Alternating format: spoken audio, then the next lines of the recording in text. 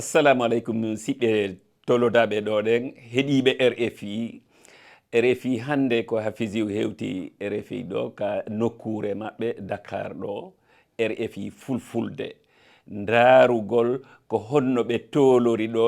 yewtida e golloɓe gaɗen ɓen ɓe hollila nokkure nden no laaɓa no yooɗi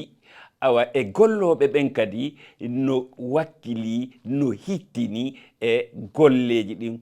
hakkunde Allah komi yiɗi ɗo RFI ɗo kon hari mi yaali ko e nga'al noon kadi mi hewti e nokkure nden haray ko torotoɗen jama on fi wurnitugol ɗengal meɗen fulfulde pular koye en windugal koye en jangugal koye en haalugal par ce que si ɗengal windaka janggaka haalaka ko egal sakkitorta ko mayde e fiino wota ɗengal men ngal maayu haray on torama tambitagol ɗengal ngal RFI no holli en ɗo